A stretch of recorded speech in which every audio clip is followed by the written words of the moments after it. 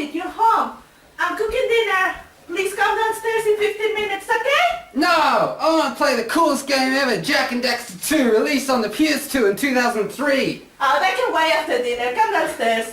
No! It can't wait. I've got to play it, because I've been waiting all day at school, and school sucks. And I don't want to go to dinner. I want to play a game. I don't care. You have to come downstairs and have dinner with us. You're not even my real mom. I'm adopted. That's why you have a Mexican accent, and I don't. Well, I'm sorry, I know Miss White, but you are part of this family and you have to do the tradition with us. You have to have dinner with us, so come downstairs. I don't want now. dinner. No, you suck. What do you say? Come here, you little shit.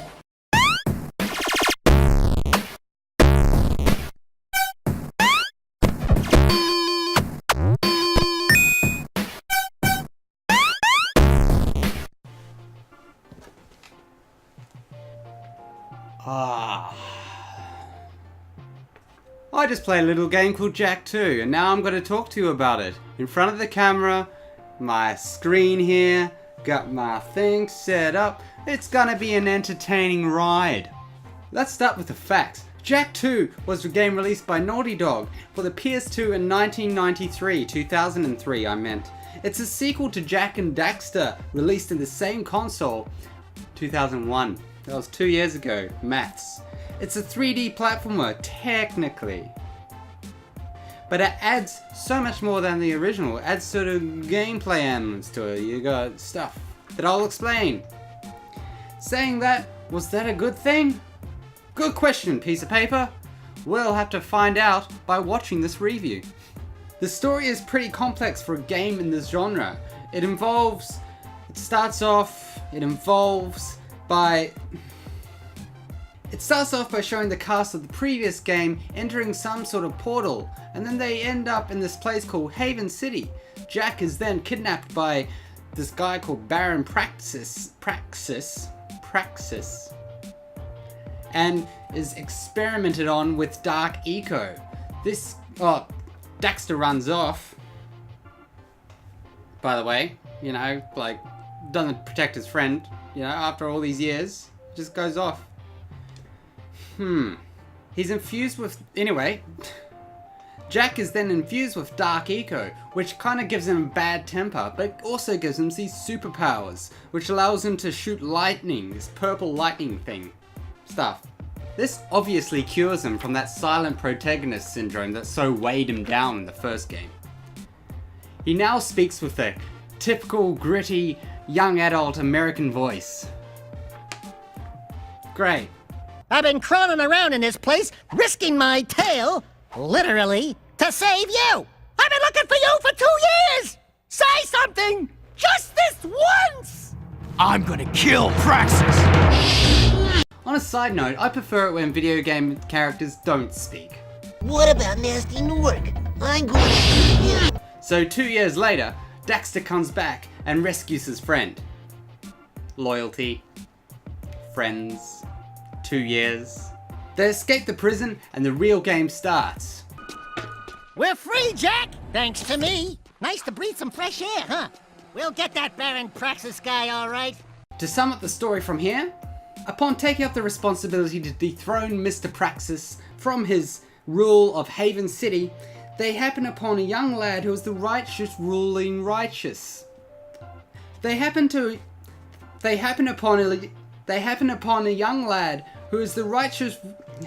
upon a young lad who is the rightful righteous ruler. There's too many R's in this. They must work with the contacts they meet from the underground. A mobster named Crew who gives you gun upgrades for doing missions for him. And he has tiny little legs. Sig needs someone to watch his back while he tracks the metalheads, eh? This monkey parrot thing with his psychic white-eyed hat friend. Kira, we know her already from the first game. Big eye, small eye guy. The scientist type guy. This old game named Core. I'm probably forgetting this guy, the leader of the frog people. All these people work together to defeat the Baron and the metalheads and save the day, precursor stone, somewhere in there. Story. But the general layout of the game's progression is quite simple. You have your own hub world. You go to your friends represented by the icons, you get a mission, do the mission, then get a new mission, do that mission, and that's it until the end of the game. The missions themselves vary. Some have you escorting a group of people through some sewers, some are races, some have kind of skateboarding stuff, some defeating a certain type of enemies, and planting some bombs. So yes, the missions vary enough to keep you interested. All missions except for any of the missions in the hub world. My god, these are boring and frustrating. There are a few missions where you have to shoot down some specific cars within the time limit. Cool, so what? You ask, Mr. Pickle. So this. If you knock down a patrol guard, which is very easy to do thanks to the horrible handling of the vehicles, they start chasing you and they have an infinite amount of soldiers harassing you. Think about those things, goblin things from Wind Waker, but with more annoyance. So there's no way of calling them off except going through a door or hiding, which is very hard to find a hiding place. So you're chasing down these cars while not trying to crash into any of the civilian cars, which could cause your car to explode. Which means you'll take damage and die very quickly. So chasing down cars, avoiding other cars, dodging turrets and patrolmen's shots, it's easy to die. And it gets repetitive and frustrating very fast because the music doesn't change. It's the same music for these kind of missions. This is dun dun dun dun dun dun. This is the hub world music. Dun dun dun dun dun dun dun dun dun dun. And this is when you get into a car. Dun dun dun dun dun dun dun dun dun dun.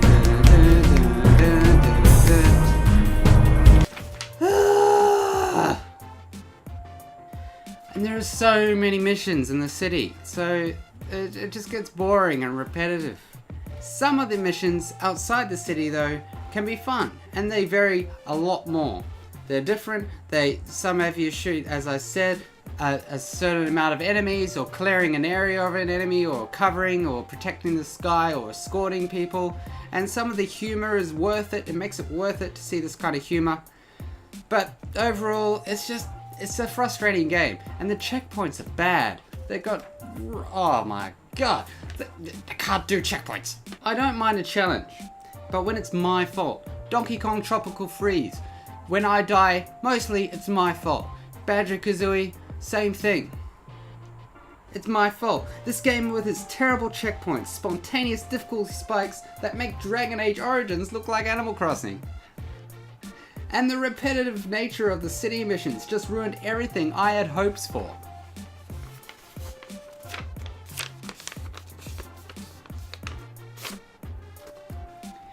Personally, I prefer the traditional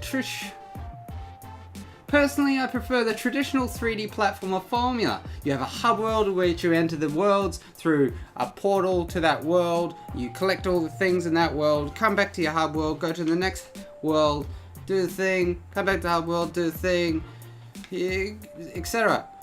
And even the first game of Jak and Daxter, the hub world was the levels were all part of the same one big hub world, so there weren't loading screens in between. That's better. It was a better game. Got it here. Although I love Banjo-Kazooie, that's not something even that game did with its hub world. Grunty's Lair is just the best hub world ever. I love it so much, but this isn't about Banjo-Kazooie. Unfortunately, why can't I be playing that instead? So I really was excited to try Jak II because I loved the original. I heard it was completely different in terms of gameplay, which I didn't mind.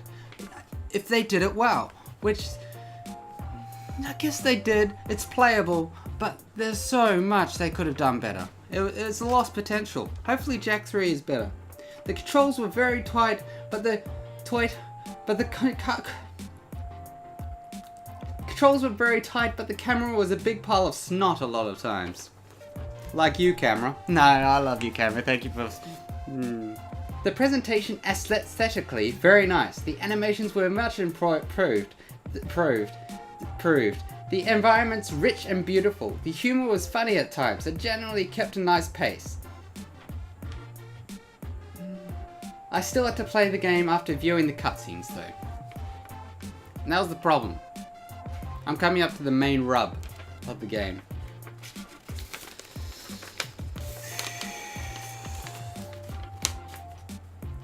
I came so close to rage quitting this game many times. There is something I can't stand about frustrating games that know they're frustrating. How do games know they're anything? They're not self-aware. Oh, they are. Person talking. It annoyed me greatly that this game thought it was fun, but it wasn't. The game thought it was fun. It's annoying when games think they're fun, but they're annoying. It really drives my gears. It really grinds my patience. I'm a game. I think I'm fun. Look at me at a party. Duh, duh, duh, duh, duh, duh. I'm fun. Duh, duh, duh, duh, duh, duh. And you try to play the game and it's not fun. But it thinks it's fun. Because it's got colours and bright visuals and it's got humour and stuff. I tried to like it. I finished it. I did. Somehow. I pushed through it. Because I refuse to let a game get the better of me. I refuse to let the game think it's fun. Let the game think it's more fun than me.